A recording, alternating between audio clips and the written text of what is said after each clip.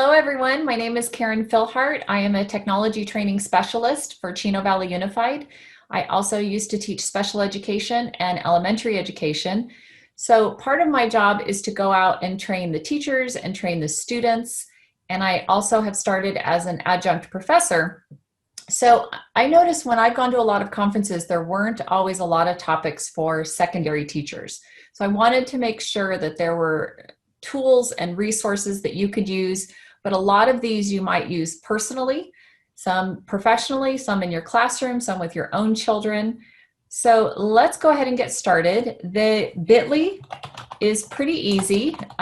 This is a project I did for the University of La Verne for incoming freshmen with neurodiversity, but it's also based on something I did with incoming high school freshmen in my own district. So that link is in the chat, and Myra will be helping me monitor the chat. So she is awesome. Thank you, Myra. You're welcome. And let's get my screen shared. Perfect. And then of course, the ever-present, can everyone see my screen question? Yes. Great. All right, let me just make sure I've got your beautiful faces up. I always like to see reactions. If you don't have your camera on, that's totally fine. I completely get it. I have been there. This is the first time I have worn makeup in I don't know how long. So you're getting the beautified me, not the me in the ponytail. Okay, so in the bit.ly, at the top of the bit.ly is the short link for it, or is the bit.ly, at the top of the Wakelet is the short link for the bit.ly. And I went ahead and went with the Star Trek theme. And these are tools for school. So these are things that are going to make your life user-friendly. And some of these you may already be aware of, but I wanted to make sure that I kind of pointed them out. My district uses Google and Microsoft. So we're a hybrid EDU district, so to speak, which means when I'm looking for tools for teachers, I'm trying to find tools no matter what platform that they're using. So first of all, dictation. If you're in a Google district, a lot of people don't realize that Google Docs has dictation built right in. I can't tell you how many times I have shared this with people, even people who use Google a lot, and they don't see this icon. So if you look in Google Docs, under the Tools menu, there's an option for voice typing. Control, Shift, and S. This is one of the first things that I show to our students. Now, there are times that you may get pushback on this. So if you're dealing with teachers who may kind of be wondering about all this, here's something I want you to think of. When they're writing, are you judging their handwriting? Are you grading their structure? Are you grading their ability to write a story? And if you're not grading their keyboarding and you're not grading their handwriting, why wouldn't you let them use dictation? Especially because it encourages them to use a vocabulary that they might not otherwise use. The example that I use is supercalifragilisticexpialidocious. That is not a word I would ever try to spell. Actually, I have tried to spell it and then I had to look it up. But if I'm using dictation, the computer most of the time figures that out for me. So what I put in here is the link to using dictation on a Windows computer, on a Mac, and on a Chromebook. Now here's one of the other fun things about it. Many of you have probably been teaching and you've given directions, and then all of a sudden you just finished, you tell them to start, and some kid raises his or her hand and says, "What are we supposed to do again?" So here's why you use dictation. And it freaked kids out the first time I did it, but I just opened a Windows document, I opened a Word doc, and I hit Windows key and the letter H, and I just started typing. And as I typed, it filled in my document. So as you give your directions, everything you've said is now printed, if you're in the classroom, on the screen behind you, or virtually teaching, you now have that document that you can share with them that has all those directions. So again, just go into, if you're using Google Docs, go into Google Docs, go to the Tools menu, and go down to voice typing to enable it. It's wonderful. So the next thing I want to show you is something I learned just recently, and I absolutely love it. So the beauty of Wakelet is I can insert a YouTube video. When I click to play the YouTube video, it opens in a new window. I'm going to pause it. And you'll notice what's missing around the edge. No ads, no junk, no distractions. Now I still can go to view it on YouTube if I want, but I have it right here and I can full screen it and play my video. But there are two tools hidden in here that you may not know about. First of all, this is from my YouTube channel, and I make very basic YouTube videos. Just get to the point, share the tech tip, and get out. No flashy graphics, no, all the flashes and animations. It's just super basic. For me, I have a hard time with a lot of distracting images. And I always try to have closed captionings on my videos, and they're edited closed captions. You would not believe people use auto closed captions, and there are some things that come across the screen that would horrify you if you saw it. When you do that, be sure you edit your captions so your video is accessible. This is for a number of reasons, not only for if you have people who need captions, but people can benefit from captions because it gives them better comprehension when they're turned on. Or you may have students who speak a second language. So for them to hear and see your words at the same time, it increases their literacy. But there's two more tricks to show you. Down at the bottom, there's a gear for your settings button. So let me play the video for a moment. Here are two of my favorite tips in YouTube, so you can hear the speed of my voice. However, have you ever watched a video and the person was speaking so quickly that you couldn't follow along, but you can't tell a video to slow down? Actually, you can. Click on the gear. Where it says playback speed, instead of normal, I'm going to slow myself down to half speed and then play the video again. First of all, now that's a little bit too slow. So let's go to about 75%. It's always nice to have the captions turned on. And I see I'm captioning with Screencast-O-Matic. Leanne said in there, yes, I use Screencast-O-Matic as well. I found I've also used Camtasia, but I find Screencast-O-Matic is more accurate. So here's the other thing. Katie, I see yours. I always speed up, I get antsy. Absolutely. If you're just looking at where a menu is or where something is and you don't really need to hear the person, or you're in a hurry and you need to find it quickly, speed that puppy up. Here we go. Better comprehension. The captions, though, might not be in the language that you need. If you click on the gear, so you can speed it up. Now, I'm going to change that back to a normal speed. Here's the other advantage. In my district, we have a number of different languages. We have a high Spanish population, we have a high Chinese speaking population, Mandarin, etc. So if you click on that gear, you can translate those subtitles. So there's English, but you can go to auto translate and now look at all the languages that you can select from. And then even though the audio won't change, at least they can see the captions in their language. Here in the bottom right, the settings button. And you can see those at the bottom. So that is one of my favorite tools for showing students, whether it's for productivity or whether it's for accessibility and understanding. Any questions about that? I know Myra's been monitoring the chat. No, it's just comments about you have to pay for Camtasia, but she records there and then captions in Screencast. Yeah, there you go, Screencast-O-Matic. The other thing that I've used is I've opened up a Word document and turned on dictation to get a transcript. I've used Microsoft Translator, Google Translator. Those are other options for that. And in fact, a friend of mine does that with Zoom. She needs to read lips, which she can't always see in Zoom. So she'll log into Microsoft Translator and open it on her tablet and put it next to the computer as she's in a session. All right, one of the next things I put in here, and this is a whole Wakelet collection called Browser Extensions You Might Find Useful. Um, And what can this I is, interrupt you for 1 second? It sure. says, this is something you can teach students to do on their own? Yes, Okay. yes, this is something I have shown freshmen. I've shown as low as fourth grade. I haven't trained a third grade class yet, but that doesn't mean they can't do it. I just haven't done it. But I've done it with as low as fourth graders. I tell you, kids are so good at learning these things because they are clickers.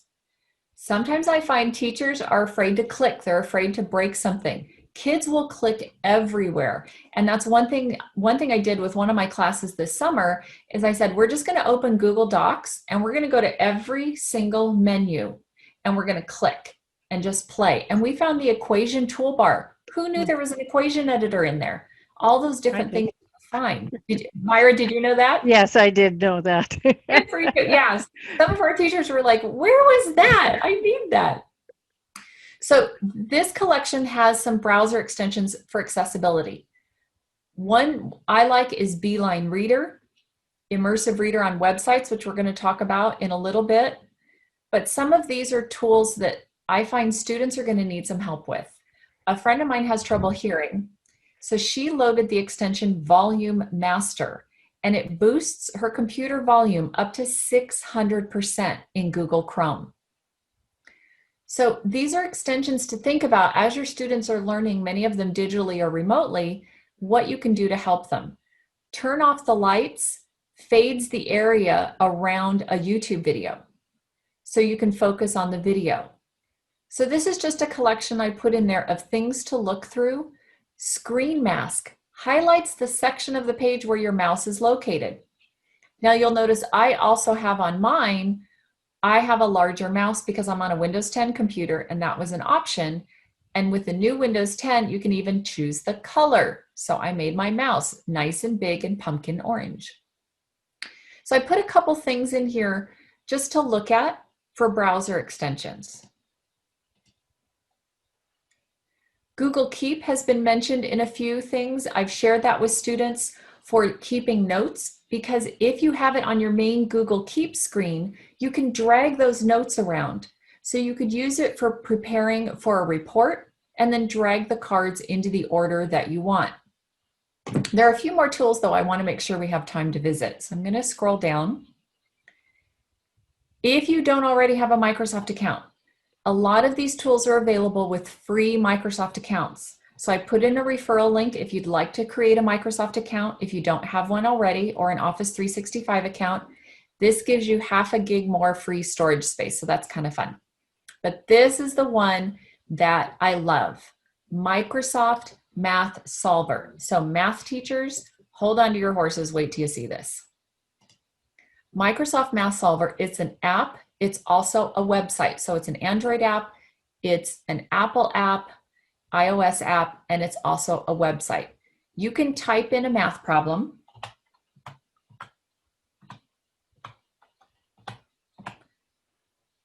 And then click the button. And it gives you examples, but it will solve for X. Not only that, it graphs it for me. I can click on View Solution Steps, and it walks me through how to solve the equation all the way down. I can even take a quiz. I just love that. What? Yes, exactly. I can watch videos on linear equations. I can look up related concepts. Oh, and look, worksheets. Similar problems from a web search, and then I could share even to Twitter, Facebook, and so on. You'll notice there are topics, pre-algebra, mean, mode. Carla, I could have used this in the 80s too, exactly. I hate to admit, my junior math teacher was someone who didn't think women could do math and focused on the boys in the room. And luckily, my dear, dear friend, who is now a civil engineer and female, got me through math as I got her through spelling, because spelling was not her strength. Least common factor, least common multiple. If you have parents who are helping their kids at home and they're in those higher level math areas that they might not know, calculus, trigonometry, algebra. But here's the other beauty that I discovered completely by accident. So I'm going to go to this mathsolver.microsoft.com, and instead of EN, I'm going to change it to ES. Watch what happens. Now I have Microsoft Math Solver en Español. So for my second language students, now they can do it and navigate the page without having to use the translation tool. They can just go to the ES version. Muy bien, very good. Not only that, I discovered, so far I found that it is in Spanish, it is in French, it is in German. So you just need to change and put the country code at the end. And there may be even more, but those are the ones that I've found so far. So you can just go. So since my maiden name is Keck, my father's side is German, I will go to the German one.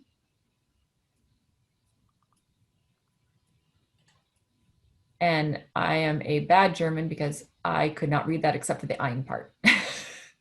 But either way, now you've got that Microsoft Math Solver. But if you are a math teacher, you need to realize that this is an app, this is web-based, again, Android app, iOS app. They can download Microsoft Math Solver. It is free, and no, you do not need an account for this tool. It is web-based. So you can use it on a Chromebook, you can use it on a PC, you can use it on a Mac, your Android phone, your iPhone, your iPad, wherever and whenever you have this tool from Microsoft.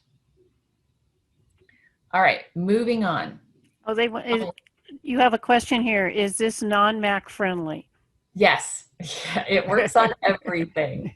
And so far, Leanne, I found 3 languages. So or 4 languages if you count English. So definitely just try those country codes out. I think the other one I tried was Japanese, and it wasn't in Japanese because I have a friend who speaks Japanese. But either way, some of the built-in translation tools in browsers may also assist, but I thought it was great that it was native. And no worry, there are no bad questions. I laugh. I used to tell stories to teachers of questions that I've gotten over the years, and then I had a teacher say, does that mean you tell my story at another school? So I don't do that anymore, but I will share my favorite with someone asking me how to get the big letters on a keyboard, because they were brand new to laptops back in the early 2000s and hadn't learned, I guess, didn't realize that the shift key was the same on a keyboard and a laptop. So don't worry about your questions. Okay, Sway. Have any of you used Sway? Feel free to use your raise your hand feature or type it in the chat. Sway is a presentation tool from Microsoft that's similar to PowerPoint or Google Slides. However, it does some magical things that are even better. Students like it because they can share their Sway with a link, and then it makes them feel like they've built a website. So when you go to Sway, and I just went to sway.office.com, the very first time you log in, this middle part, start from a topic, may not be there. Hit refresh to refresh the page, and it should appear. You need to see 3 things here at the top. Here is the magic, and I've taught this to as young as 3rd grade. I'm going to click Start from a Topic. Now, since our air has been so bad between the fires and the heat, I'm just going to type in pollution. That's my topic, and I'm going to hit Create Outline. Then I'm going to let go of my mouse and let the magic happen. What this is doing now is it is building me the outline of a presentation on the topic that I entered, pollution. So Sway is much like Google Slides has, you have your cards, your slides. Sway has individual cards. You can add headings, text, images. You can add a heading card, a text card. You can put in images, video, audio. Your students can record themselves and put their own audio in. You can insert an embed code, and you can even upload a file into a Sway. But what I wanted to show you is by hitting Start from a Topic, if I go to play, let's see what the computer built for me. Here's my presentation. It put in the title, which I can edit. I can edit all of this. It gives me the headings of history, urban pollution, forms of pollution, and are you noticing there are images in my presentation that I did not have to put in there? The health effects of pollution. All of these just because I typed the word pollution. Now I can go in and I can insert more and I can scroll down and I can add text. Not only that, it gives me prompts of what I might want to write about. Lists of glaciers in Greenland, prehistoric times, soot, foraging, fire. It's awesome. I can go in and type in text and build. When I'm in Storyline, that's where I can add the information. If I go to design, now I can change my layout. So I can click on styles. And I say this almost rhetorically because I know it's going to be an answer, but how many times have you given students an assignment and they sit there and they play with the font and they play with the color and they change the style and they're there for 20 minutes just picking a font when they could have had most of their report written because they're so focused on changing the layout or changing the font. The beauty of this remix button here in the top right, if you click remix, it reorganizes your presentation and you can just click it again until you see a look that you like. Now, maybe you like this look, but you want it to be horizontal. Personally, I like vertical because it feels like a website. It's very linear for me. But I can also go down here and customize it. I just love the ability to keep hitting remix. Nope, don't like that. Nope, don't like that. Nope, don't like that. And just keep going through until you see what you like. So students have that ability to just remix it and then go back to the storyline. The example that I like to use, especially with younger students, is Disneyland, because it's pretty much a safe topic. I don't have to worry about inappropriate images. Again, I just hit create outline and it builds me a presentation all on Disneyland. It puts in heading cards, image cards, and English teachers will love if I go all the way down to the bottom, it links the references to all those images for me. All right, do you see the beauty of Sway, how easy it was? The first time I introduced this to a group of incoming freshmen, university freshmen, out of all the tools I showed them, this was their favorite because it gave them that kickstart to get their presentation started instead of just staring at a blank screen and not being sure where to start. All right, any questions about that before we move forward? All right, perfect, moving on. I also put a tutorial video in there that shows exactly what I just did. So if you go, what was that Karyn was showing me? No problem, it's right there. All right, the next thing, Office Lens. Office Lens is a free app. It's on your iPhone, it's on your iPads, it's on your Android devices. You take a picture of text and you open it in Immersive Reader. Now, before I show that, I want to explain what Immersive Reader is. If you're already familiar, if you have no idea what Immersive Reader means, can you just put something quick in the chat? Just say nope or no or don't know or no idea. Okay, good. Immersive Reader is, I think it's the biggest game changer I've ever seen in EdTech. It is built into many Microsoft products, but last summer in 2019, Microsoft opened up the tool for any EdTech product to use. And in fact, the minute it was announced, I emailed Google and started begging for it. There is a Google extension, which I'll explain right that's there, but let me show you what it does, because one of the first companies to jump on board to use it was Wakelet.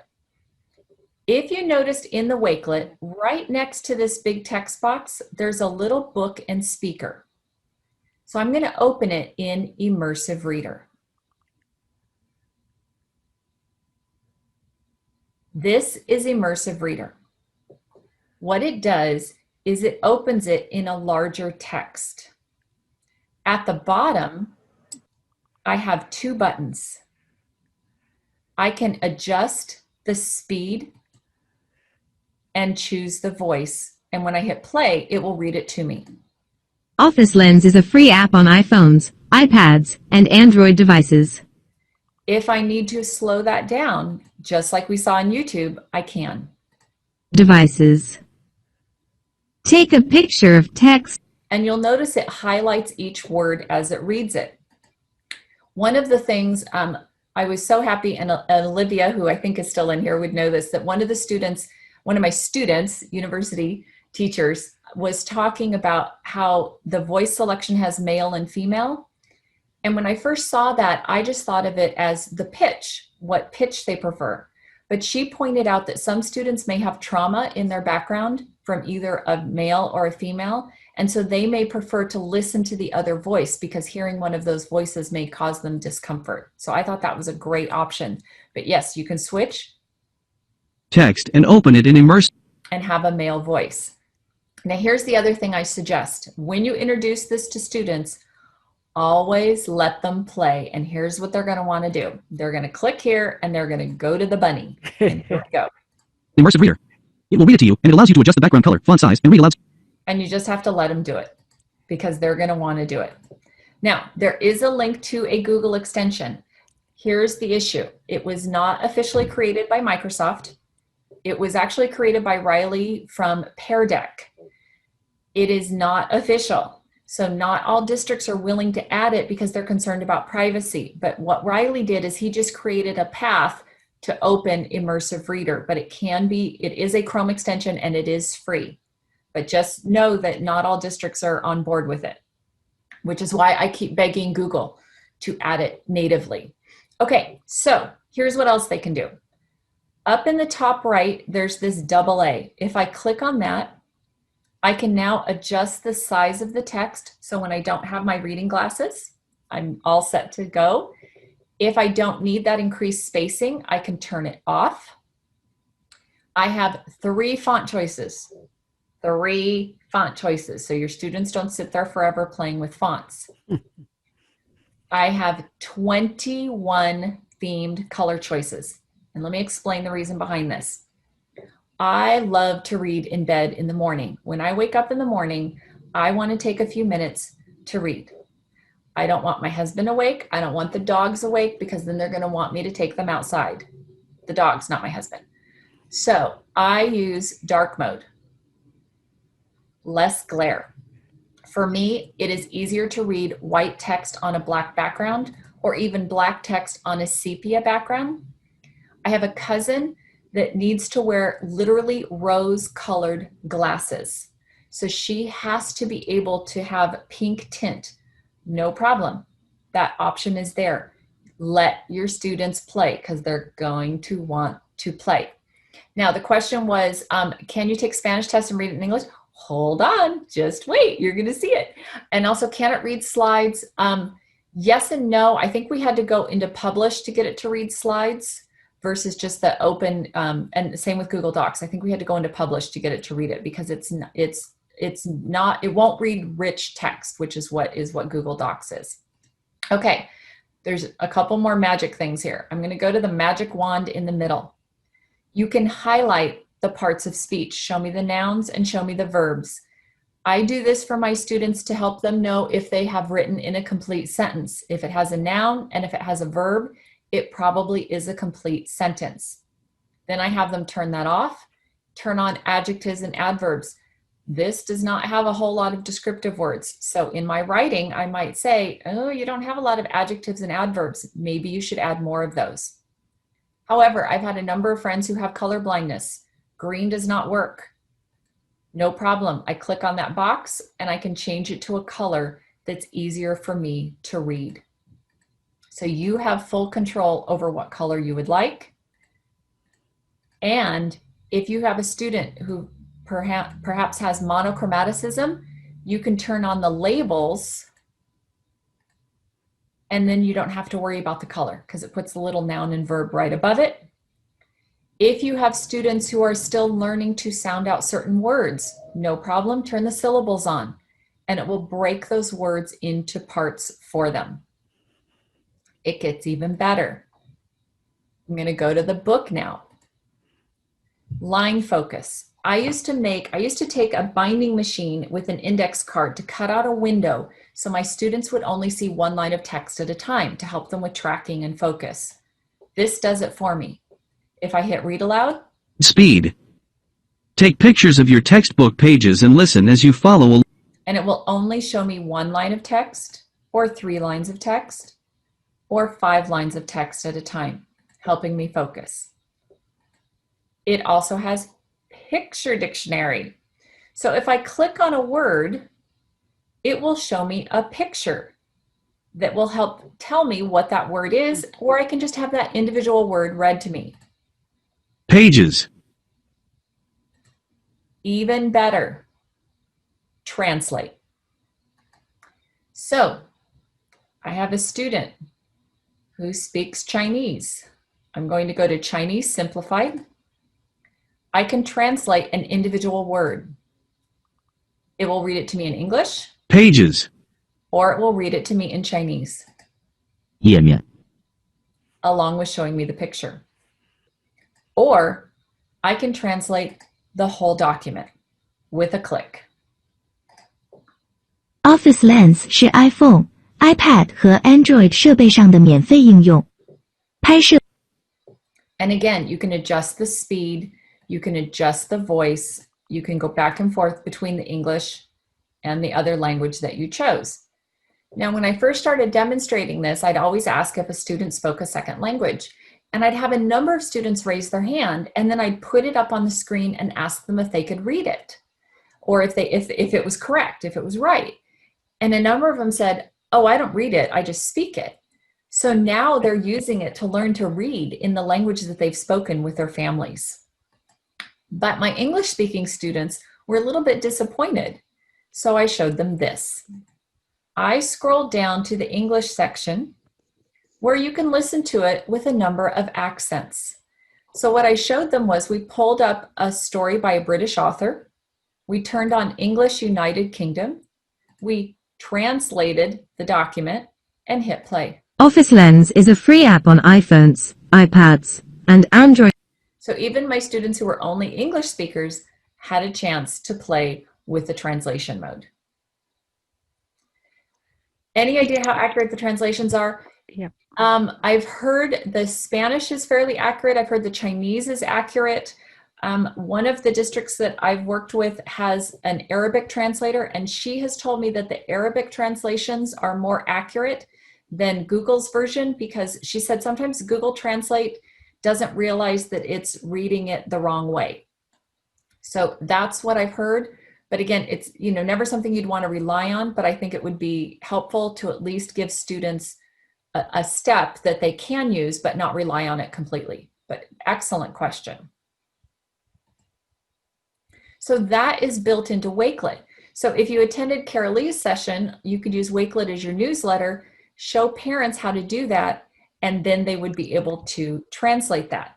Now the beauty of that, and this is going to take me a moment, what I'm going to do, if I can get it working, hopefully, I'm going to share my phone because I want you to see one of the other things that it does.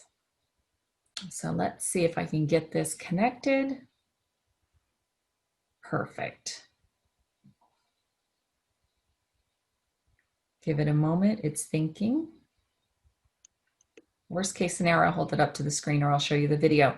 But the point is, with the Office Lens app, I can hold my phone over the text, and there we go. Minimize this. Let me move my toolbar out of the way. All right, is my phone showing up on your screen? I'm not seeing it. Okay, so let me switch to new share. Oh, yes, now. Okay, there's my husband, by the way, in a poppy field. So I'm going to open Office Lens. So if I go down through my apps and I open Office Lens, and next to me, I have a lot of junk, sorry.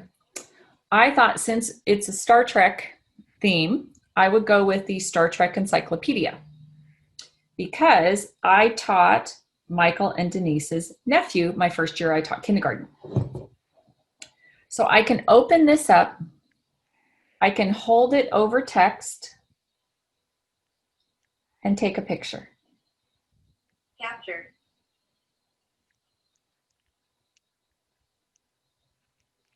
All right, now I can size it for the text that I want. And let's say I just want that section on Stephen Hawking. Confirm. Done. And now if you look at the bottom, now I'm doing this on my Android phone, but it's also on iPad and iOS. I see Immersive Reader here at the bottom, and I can click Read. And now I have many of those tools that we just saw here on my phone. So I show this to students all the time because they can take pictures of their homework and then have it read it to them. I can adjust the text size. I don't need the extra spacing. I can choose the dark font. And then I'm ready. Hawking, Dr. Stephen William. Himself. And then have it read.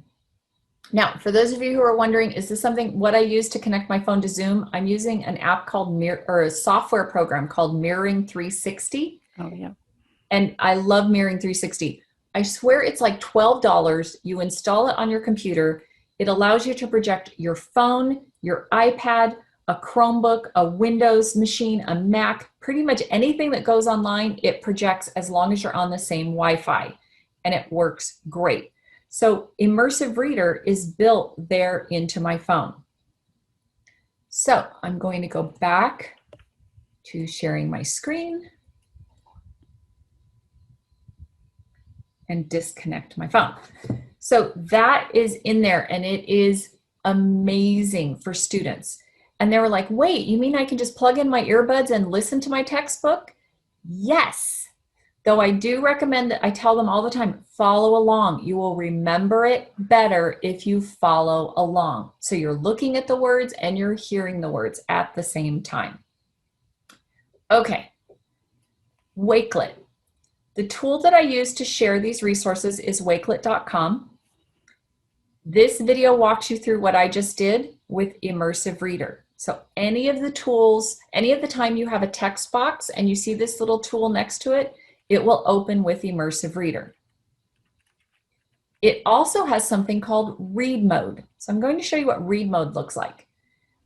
When you share a Wakelet, if you share an article, when you hover over the article link, you're going to see this new beta format, and that's called read mode. I'm going to show you what this article originally looks like. So this is an article from Forbes.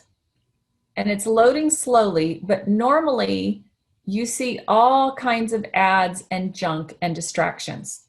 If you're using Microsoft Edge, look at this magic tool up in the address bar. There's the Immersive Reader tool. It's built into Edge. If you're on a Mac, you have your little 4 lines or your AA on the left, and that way you can see it in read mode and it removes all these ads. If your students don't have either of those, no problem. You can share that article in Wakelet. And now that busy article, look what's missing. All the ads. There's just the article and the images from the article that I need. I'm going to scroll back up to the top. Not only that, so I can open this article and be less distracted, but there's Immersive Reader again. I can open that article in Immersive Reader and have it read to me. No extension needed because it's built into Wakelet. All right, so it's really, really helpful. Okay, let's look at a couple questions. Would a dual language school be able to use this to make instructional materials in that particular language? The tricky part is it translates it live. So I don't know that you would really make the instructional materials, though you could copy and paste it into a new document. So that's something to think about because it's built into Word and a lot of the Microsoft tools. So good question. Should I start using Edge instead of Chrome? I love that question, and here's why. there's a new version of Edge. If you look down, I'm not sure if you can see my toolbar, but I have a blue and green E. That's the new version of Edge, and it works with Chrome extensions. So if I change my address bar here, you can see there's my Cami extension, there's Screencastify, there's ClassLink, there's my Wakelet extension. Here is my favorite, totally off topic. If you like to save recipes, you've got to get Copy Me That. CopyMeThat.com. It's an app, it's an extension, it's a web browser, but it's for saving recipes online. And oh my gosh, I love it. Love it, love it, love it. Okay, but so all those Chrome extensions that you've fallen in love with, you can have them in Edge. It's the best of both worlds, but you still have that Immersive Reader tool. The reason why I wanted to show you that article is I'm going to open the original article because now I'm going to show you some other things to especially help those secondary students. Here's the first one, Rewordify. How many times have you read something and it just goes straight over your head? It's like the person wanted to show off how smart they are and use vocabulary that's this big. And after all day of being on my computer, my brain is fried. Troubleshooting all day long, I'm done.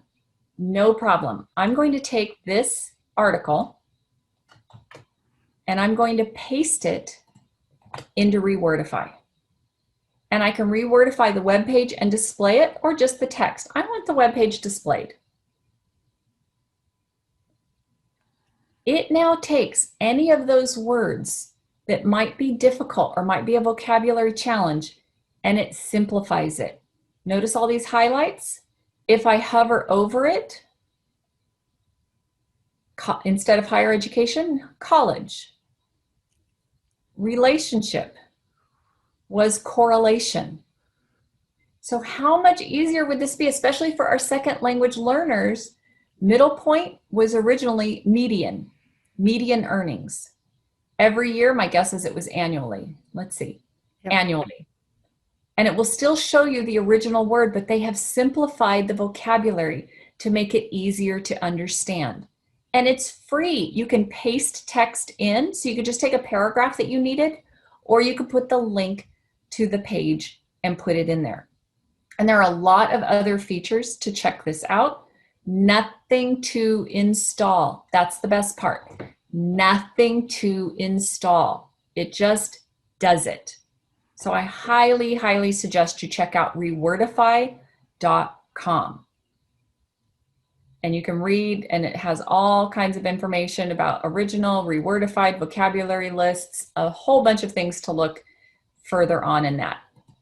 Okay, so maybe the vocabulary isn't the issue, but you're on a time crunch. You read the article the night before, but you're about to go into your class to take a quiz, and you just want to give your brain a refresh. Summary, text compactor, resumer will all summarize the article for you. So let's open summary or summary. So in here, I can paste in that URL again, and I can choose to summarize it. Let's say in 5 sentences, I want you to summarize that article. Summarize. There it is. So instead of reading all of this, I can get the gist of it here. Now, English teachers, my suggestion is use this to teach main idea. Have your students judge how accurate these summaries are. Let's see what happens if I say 1 sentence. Okay. What if I had time to read 15 sentences? And again, it's got more of that information in there, and I'm loving watching the chat. This is great. So summary does that. What summary does is it chooses by sentences. Text compactor does the same thing, but you choose the percentage of the material. So you can say, I want 25% of the article. So give me, take it down to 25% of that original link. Resumer looks very similar. Resumer also has a Chrome extension, which I put in the Wakelet. All right, I love that, yes. So let me just give you a moment to just kind of take that in. And we're going to go on to the next tool. So again, help your students remind themselves quickly the key points of that article, or even look at that website and see how accurate it is. I've given you, so Rewordify is for vocabulary, to simplify the vocabulary, great for second language learners or students who struggle with higher vocabulary, or those of us who are brain dead by the end of the day. And then Summary, Text Compactor, and Resumer all summarize the articles, the websites, or text that you paste in there.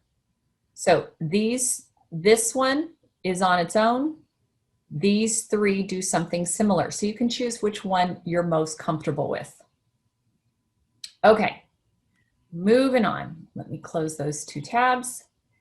Internet search tips and tricks.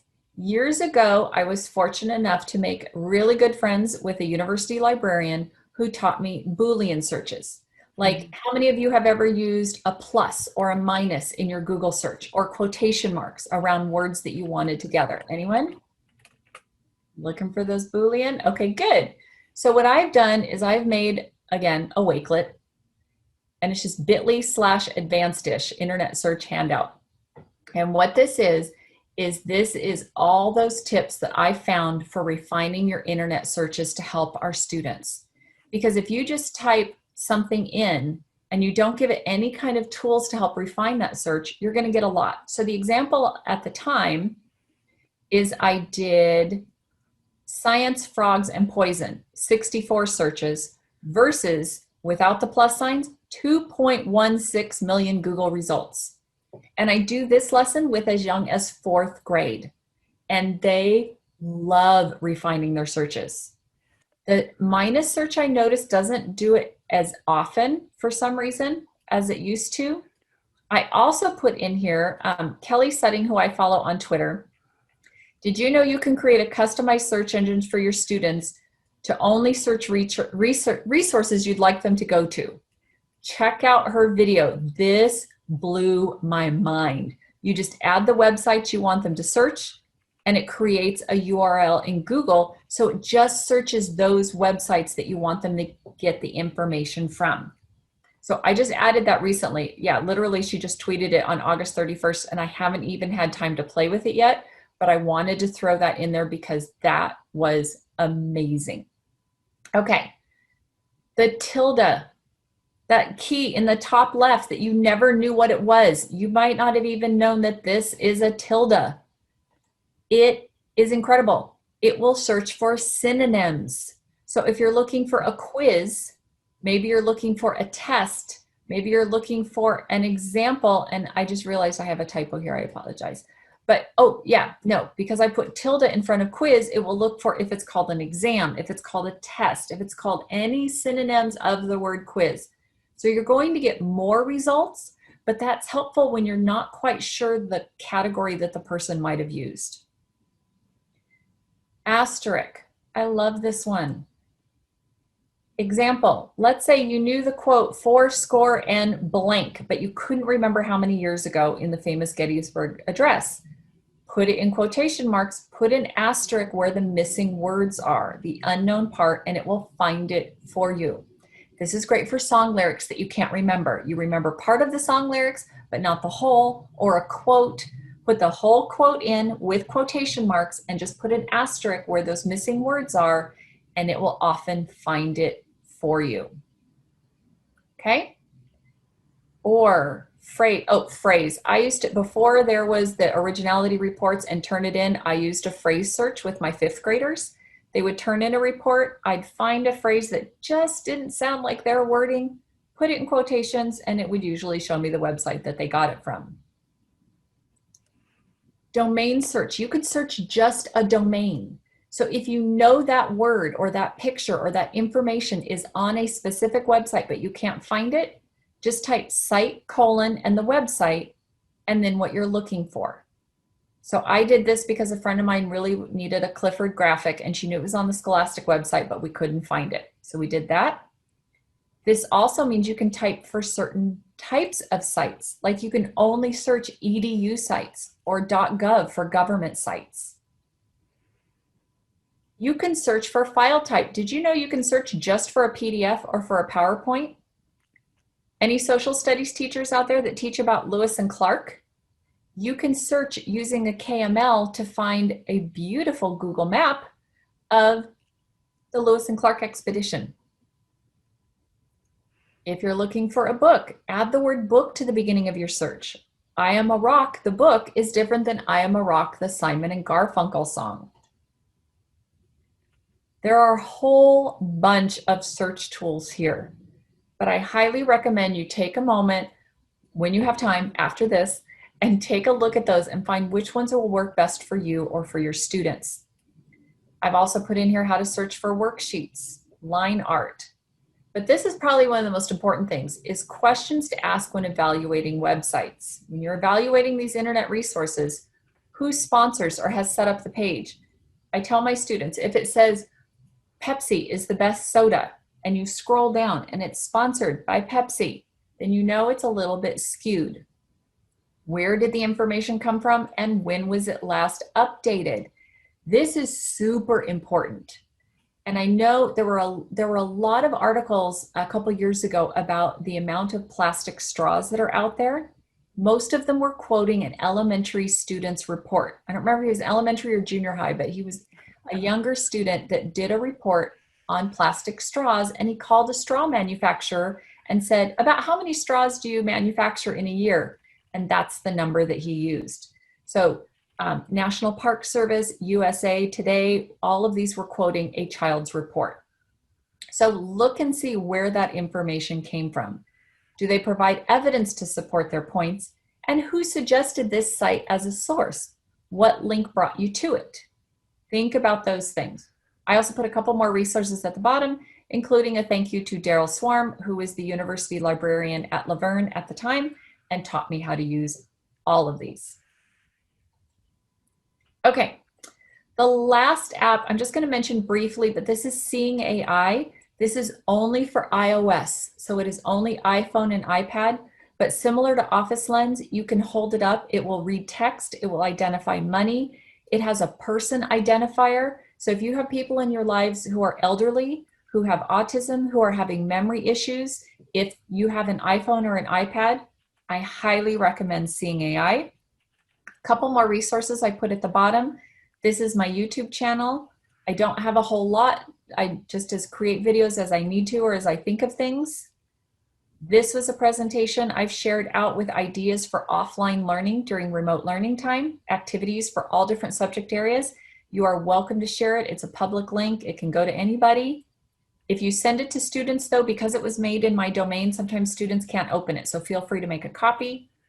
This is a link to my blog and my accessibility collection. And that's a OneNote I started a few years ago where I put in accessibility and assistive tech for anything and everything. It's not tied to any device or any specific platform, just anything I can find. But I wanted to make sure I saved a few minutes at the end. If we have any questions we need to go back over, or anything that you want to get one more peek at, or just any comments in general, let me know. But I hope this gives you some ideas of some ways that you can help your secondary students and above. I have not hit a storage limit on Wakelet yet, and I have over 100 collections. So they say it's unlimited, and so far that's what I found as well, because I have a lot. And you can find me on Wakelet, just Karyn Fillhart, Filibuster 3. I think, let me hit my profile page because I'm pretty sure it's just /filibuster3, but I want to double check. But yes, I have a lot, and I've done a lot of presentations on assistive tech and special ed. So if you need anything, I am a happy sharer. Just send me a message. You can DM. My Twitter DMs are totally open. Most of my collections are open and available for copying and sharing. So again, just @filibuster3. So wakelet.com /@filibuster3. Oh, thank you, Sarah. Oh, thank you, everyone. That's really nice. Yes, I was so excited. Kristen, who helped organize EdCamp, and I did a podcast with Sarah. That was great. Oh.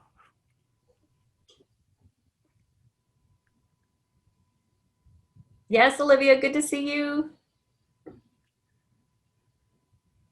Oh, thank you. I love seeing all the comments. I have a second monitor, so if you see me looking to the side, it's because I'm looking at all your comments. So thank you.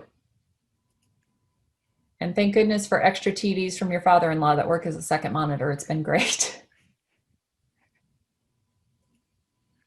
And if you're interested in what I use to share my phone, it's just if you go to mirroring360.com, they have a free 7-day trial. So you can try it out and see if it works. There's a couple other programs that do something similar, but that's the one that I use, and I've been really happy with it.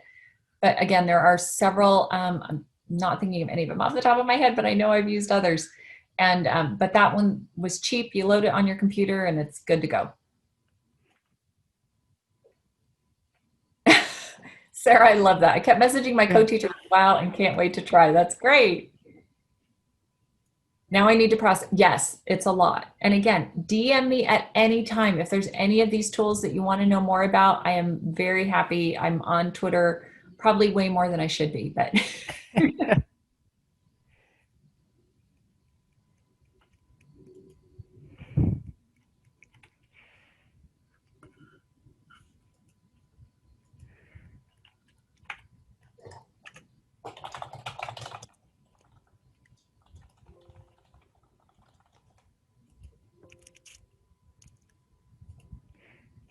Okay, just so you know, lunch is from 1 to 1:30, and we'll start back up again at 1:30. Thank you, Myra, for moderating. It was great. You're welcome. You caught most of the questions, so it was easy. I'm so used to doing it, but it was nice that I didn't have to stress if I missed something. If anyone else has questions, I'll stay in for a few more minutes.